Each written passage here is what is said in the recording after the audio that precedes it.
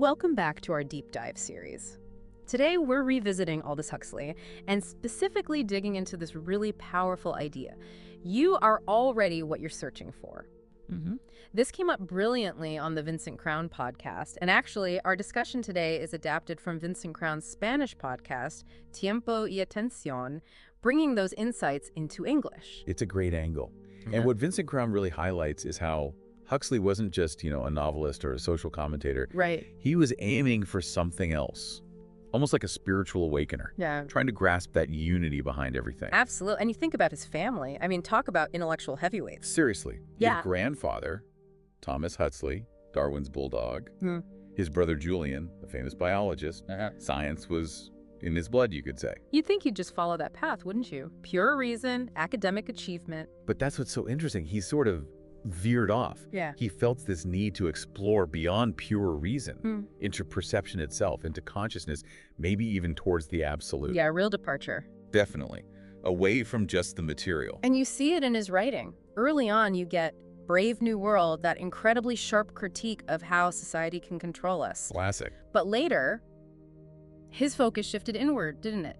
He started thinking the world's problems weren't just political or technological. No, he saw them as fundamentally spiritual, like we'd forgotten something essential about ourselves. Well, that's the Huxley we're really focusing on today, right? Exactly. The one who dove into Vedanta, studying with Swami Prabhupada. Right. And translating Shankara, that's serious commitment. It is. And reading the Upanishads, then comparing all that to, say, Christian mysticism or Sufism or Taoism. Yeah. He was looking for the common ground. And it wasn't just books either. He experimented. Meditation, of course, but also, famously, Psychedelics. Yeah. Mescaline. Yeah. But as Vincent Crown points out, it wasn't about escapism for him. No, it was more like research. Exploring the edges of consciousness, the limits of perception. Okay, so let's get to the heart of it. This core idea that came out of all that exploration, the perennial philosophy.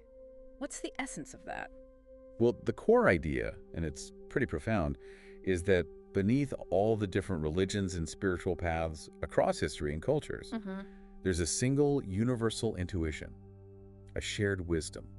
Vincent Crown connects this to other concepts too, like Jacobo Grinberg's idea of the latish. Which suggests this deep interconnectedness. Kind of, yeah. Or Joe Dispenza's quantum field, or even Gaudapada talking about the void. Different words, maybe, but pointing towards the same underlying reality. And this underlying reality, what is it like, according to Huxley? Crucially, he argued it's non-dual. Non-dual meaning? Meaning there's no fundamental separation. It's an absolute, timeless, unchanging consciousness. Everything is part of it. The idea that you're separate from me or from the world, that's the illusion. So our deep self is actually one with this big consciousness, not the everyday ego we walk around with. Exactly. That's the distinction. The ego is the construct. The deep self is the reality. Okay, so if this is true, how do we realize it?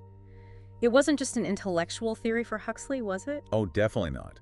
He stressed direct experience. You have to recognize this unity yourself. How? Through things like contemplation, sustained attention, finding silence. It's about a direct knowing, a lived experience, not tied to any one specific belief system. So why don't we all just live like that? Yeah. If it's the fundamental reality, why does it feel so distant most of the time? What gets in the way? That's the million-dollar question, isn't it? And Huxley's view, which Vincent Crown really picks up on, is that we've basically forgotten. We've lost touch with this core truth. By over-identifying with our egos, our thoughts, our labels, the whole external show. Yeah. We mistake the map, the dogma, the words, the rituals for the actual territory. The territory being the direct experience of unity. Exactly, that immediate, unnameable reality. What's fascinating, though, is that even as he explored mysticism, he kept his intellectual edge. He didn't just float off, did he? Not at all. Vince Crown makes that point, too. Huxley stayed sharp. He studied biology, psychology, neuroscience, philosophy. He was reading everyone from Einstein to Shankara. So he saw science and this kind of awakened consciousness as complementary. Yeah, I think so. Like, science can explain the mechanics of the universe, but it takes awakened consciousness, perhaps, to grasp the why, the deeper meaning. Which brings us back to the doors of perception and the mescaline experience.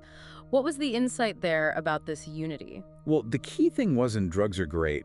It was his realization that our normal, everyday perception is actually incredibly filtered. Filtered by what? By the ego, essentially. Filtering out everything except what's necessary for, like, basic survival and functioning in the world. Okay. So when that filter was temporarily weakened by the mescaline, he glimpsed this much wider reality, this ocean of pure consciousness that's apparently always there, underlying everything. It's the divine, or whatever you call it, isn't out there, but it's the very fabric of reality, including us. That seems to be the implication. It's the ground of our being, just usually veiled. So thinking about all this now, especially through Vincent Crown's lens, why is this still so relevant? I mean, Huxley wrote this decades ago. Well, think about our world today. Hyper-stimulated, constantly connected online, but maybe more disconnected from ourselves than ever. Yeah, there's definitely a paradox there. Huxley's work feels like a potent reminder to, come back to center. He's suggesting true awakening isn't just fixing our psychology, making us feel a bit better. It's deeper than that. Yeah, it's ontological. It's about fundamentally shifting our understanding of what we are, remembering we're this formless consciousness beneath all the mental noise and conditioning. And that directly ties into you are already what you're searching for, right? This constant looking outside.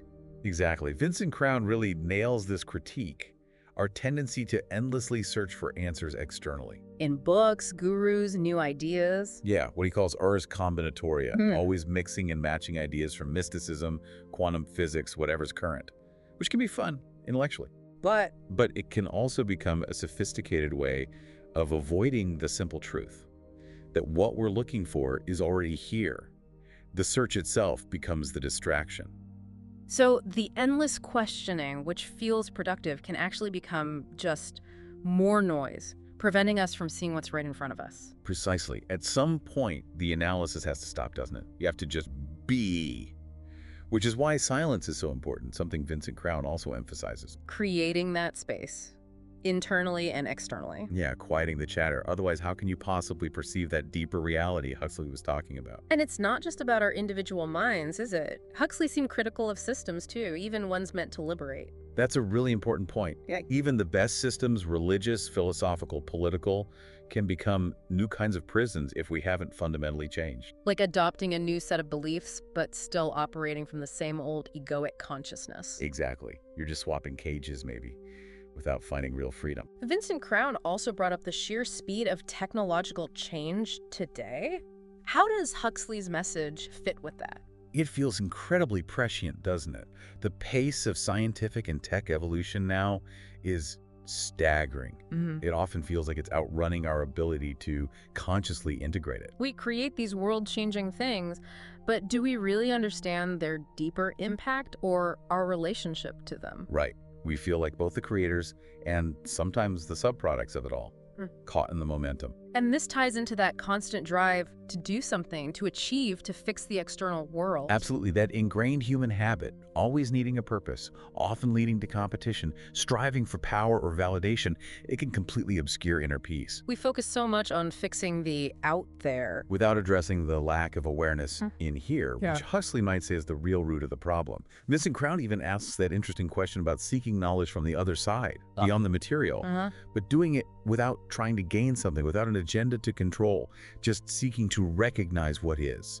Which kind of contrasts with how we often rely on external systems for validation, doesn't it? Yeah, think about rigid religious dogma, or just unquestioned societal norms. They provide structure, sure, but do they always encourage that direct personal discovery of truth? Or can they sometimes get in the way of real freedom and understanding? Potentially, yeah, if they discourage looking beyond the prescribed map. Okay, so wrapping up this deep dive, thinking about Huxley through Vincent Crown's podcast, what's the main takeaway, the core invitation? I think it's really an invitation to pause the relentless external search. To stop looking out there for the answer. Exactly. Both Huxley and Vincent Crown seem to be saying the understanding, the peace, the essence you're seeking. It's not something you need to find or achieve, it's what you already are. It really makes you look at your own patterns, doesn't it? How much energy do we spend searching externally? Yeah. Are we constantly looking for something more, something else, when the real treasure is already within? It leaves you with a pretty provocative thought. What might you discover if you stopped searching, just for a moment, and turned your attention to the awareness that simply, Is the act of searching itself maybe a subtle way of denying what's already present?